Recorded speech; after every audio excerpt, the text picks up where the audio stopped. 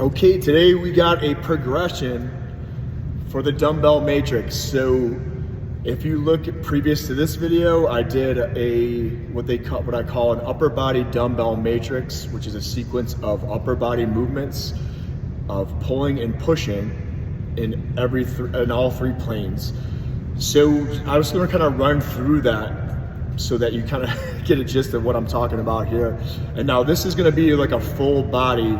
So how to tie all those in, the lower body and the upper body together. Now there's so many multiple ways to do this, but I'm just going to show you just again in simple forms, just ways to tie it in. So let me grab some dumbbells here. All right, so let me run you through the pulls first. So we got bicep curls with a twist, hammer curls, like you're hammering nails, right? And then we have our upright row, our armpit row, which is side to side. So this is more kind of front to back, side to side. And then we got our low row, which is pulling up to my pockets of my pants. My high row, so notice the difference. So this is my low row, this is my high row. So if you can see it from the front. Make sure that back is straight and that chest is out. All right, then we have our shrug circles, and I just like to do it with like dumbbells, and we can bring in just normal shrugs, all right, which is just here. And then we have our push. So our push is 6 positions. So front, so to the front and up to the back, so behind you. And again, just a reminder, if somebody has shoulder issues, I would not take them through the backwards pushing. And we got side to side, so our cross body push or a punch, and our out wide, right? So we got 1, 2, 3, 4, and then our rotation, which is our uppercuts, 5. And then our uppercuts, our rotation backwards. That's 6, okay? So the little differences, so actually somebody was asking me, what's the difference between the cross body and the uppercut? Well, the cross body, I'm going completely lateral. And then the uppercut, I'm actually gonna take it behind me. So it's just like our front steps. Okay, so that's just a quick run through, and then you can just, again, follow the video that I did before this to really nail those movements down, okay? And alternating, I like alternating, in fact, or single arm exercise, so, because it ties more core in with it. And you'll notice that little bit of rotation.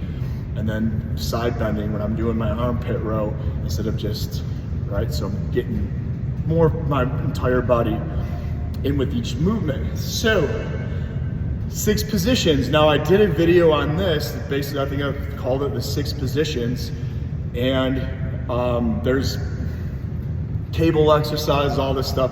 So again, we are gonna just make this tailor it towards dumbbell work. So again, why dumbbells? Because they're the best tool that we have. It's the best tool that's gonna mimic our day-to-day. Again, if I drop something, it's gonna fall straight down. It's never gonna shoot up into the air like a cable machine or a lat pull or a row and shoot the other way. It's just, right? So again, we wanna train our proprioceptors, which are those small little brains in each part of our joint, that movement that carries over day to day. Because if we keep showing it what I would call dysfunctional movement, then it adapts to that. Okay, so for instance, if I have a client and I teach them to squat with their knees folded in all the time, after a period of time, that's just gonna become automatic. So we never wanna ingrain poor motor patterns. So front to back lunges, right? So I got my front lunge, of course, and then I have my back lunge, okay? And then I have my side to side, so I have my side lunge, and then my crossover. So just like my arms, right? So this would be my outward press, my outward lunge, and then this is my cross, okay? My cross body. So I just did front, that's 1, 2, back, side, 3, cross, 4, now we have rotation. So I have front rotation, which is kind of like I'm coming around the bend, right? So see how here? Yep, so that would be like my uppercut, right? Coming across the body and rotating. And then I have my open rotation, which is, or my backwards rotation, right? That would be this press that I had you doing with the dumbbells, okay? Now I advise you to go through my video that's labeled movement tests. So it's a way of assessing your body, because you do not want to put dumbbells in your hand if you are losing your balance running through that test. So if you go previous videos, it's labeled movement tests for performance, and you want to run yourself through that. So word of warning, okay? I never, ever, ever put dumbbells in my clients' hands unless I take them through that test. Because so for instance, if they're doing their crossover step, which most people lose their balance doing that. So if they're losing their balance doing this, I don't want to load them and exacerbate the problem or basically cause an injury. So just like any good doctor, right? They're not just gonna here, take this. Take 2 of these in the morning, right? No, they're gonna, right, assess you first. If they're good, assess you, then prescribe the right stuff, right? So and so again, if you run yourself through any of these movements and they are troublesome or there's dysfunctional, then you want to focus your attention on it. Okay, so if I can't do a front step lunge, then that's what I'm going to be doing as much as possible so that I can get over that weakness and it doesn't bite me in the ass, all right? So let's take our pull and push movements and now tie them with our legs. Now we can do reaches. So our goal, again, and my goal with my clients is that sphere of movement. So put a human body in that sphere, right? Right? How far can we expand our sphere of movement and to be able to get in and out of it? So our goal is expansion. Of course, somebody that had a hip injury or something like that, they might not be able to take that big lunge, right? They might be here and they might be falling over. So their sphere of movement is now shortened. And so why do we want to, so with that person with a hip thing, so here in Buffalo, New York, if they slip, right, and they find themselves out here, they're in deep shit because they can't get out of it, right? So if they're just taking this small step and they can't get in and out of it, like it's not fluid, it's not smooth, now if they go here, they're in trouble. That's why we want to expand. That's why we want to get off of the stinking machines in the gym. So don't get me wrong, there's a place for everything, but this is the meat and potatoes of stuff. So now, with my reach, right, with my hands, my goal is to reach as low as I can to the ground and as high as I can overhead. Again, expanding our sphere of movement, our circle of movement. Okay, so now, the farther out I go, right, the lighter the weight it's going to have to be. So, especially with my push, right, because those are smaller muscles, my shoulder muscles, that weight, so if we're thinking overhead, right, I can row stuff close to me real heavy, and now I start doing here, now the weight's going to have to go down. So, for me, what I do with myself and my clients is because whenever we're pressing overhead, we want to do that first. So there's plenty of research out there that shows that when the shoulders are fatigued, the increase of injury go up. So what I don't want to do is do chest and then do overhead presses, right? Because I've kind of exhausted them, so I want to do my overhead presses in the beginning of the workout. So it's a great way too for myself or my clients to kind of warm their bodies up because the weight's got to be light, okay? So let me show you. Let me run through this. So the first one we got, right, is our back step. So let's go backwards first, right? So I think it takes the less pressure off your knee. So if I'm going to step backwards, right? I'm gonna reach down. Now notice how my back is straight, my chest is up, it's not rounded. Make sure you're paying attention to that, because if it's rounded, you're gonna be tearing stuff up, all right? So, now I'm going to do my alternating my low row, boom, boom, and then I'm gonna step forward, okay? So step forward, bicep curl, and then my presses, boom, boom, right? All right, so and I messed that on. Let's do it all alternating, okay? So all the movements entirely alternating, just like the Matrix. So I take a step back, I bend down, and I reach to the ankle. If I can't get my ankle, I'm reaching to my thigh, my knee, my shin, all to the floor. That's the goal, to hit the floor, right? So, pull, right? Low row, come up, hammer curl, front press, all right? So, that would be one. So we just did one of everything on each side.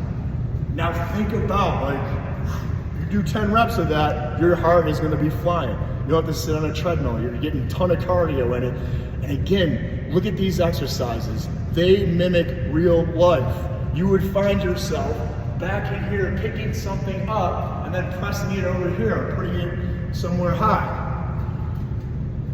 So the carryover is outstanding.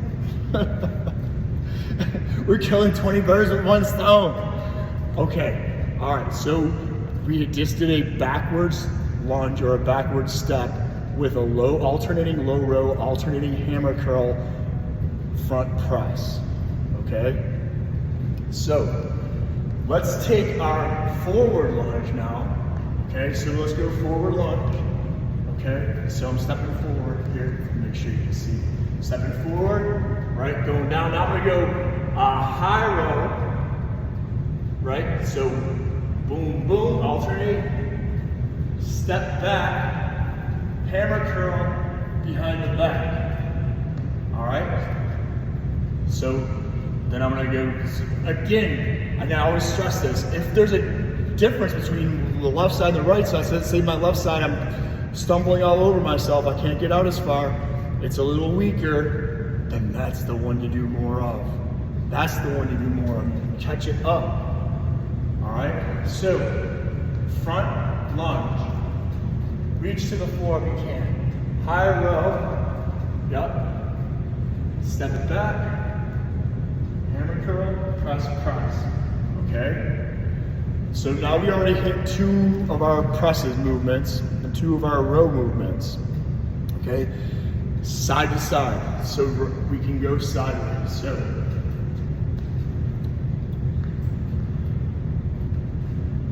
if I take my crossover step, okay, I'm going to bicep curl, right, out to the outside, so here out to the outside. So curl and twist, like we did to begin with, and then press, come back.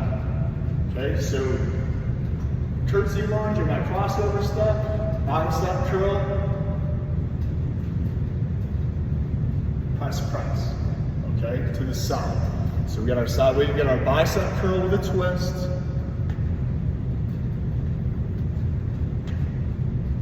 And then our press out.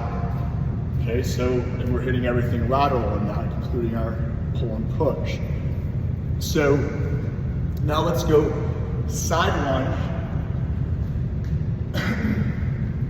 So outward, sideways lunge. All right, and let's go. Let me shoot. Where are we going? All right, I want to do I'm sorry. I'm going to sideways lunge and then punch. Okay, just with one hand. I like that better. So if you realize here, what I'm doing is a upright row and then a punch. Okay, so. Yep, so upright row, punch. So that's my cross body, punch, upright row, punch. Okay? Now let's do our rotation. So let's take our uppercut Let's take our armpit row and then our uppercut. So it would look, so again, I'm turning my body, so it's here, right?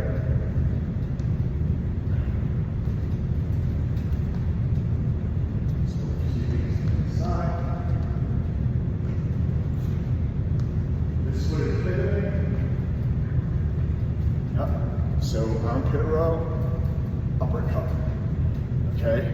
So, and that's my front rotation. Front rotation.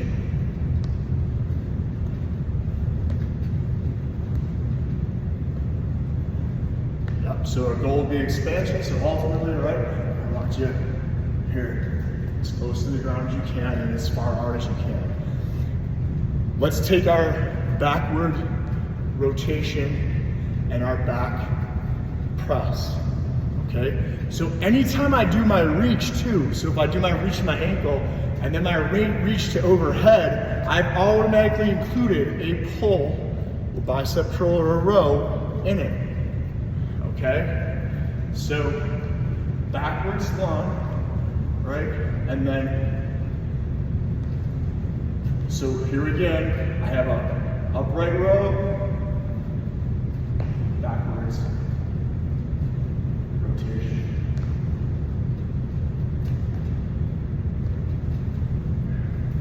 Okay, so there, again, when the reaches are farther, so from floor to overhead, the dumbbells are going to be lighter. Now, if I decrease that range of motion, so let's say I go to my shoulders, that would be my bicep curls. So I can do my reach to the floor, reach to my shoulders, now I'm doing a curl, right? I can do that with a little bit of heavier weight. So maybe I'm going up 20 pounds, okay? And then now if I want to include my big back muscles, I can do my reach to my hips. So now I can go up another 20 pounds or so, and then just go heavy. And then my reps would drop lighter, okay? Right, so as your leg strength and endurance build up, you know, with the overhead presses and that, you might be doing 15, you can knock this down. But it could be any weight. That's the best thing about the matrix. It's forever expanding. You can do whatever you want with it. And you can, the more you get better at it, the more you can keep adding to it. Okay? So, now I forgot what we're gonna do.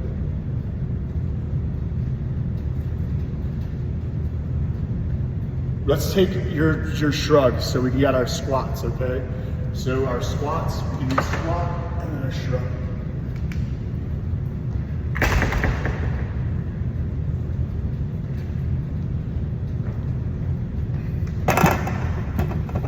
So again, I just tied in my shrug with my lower body, okay?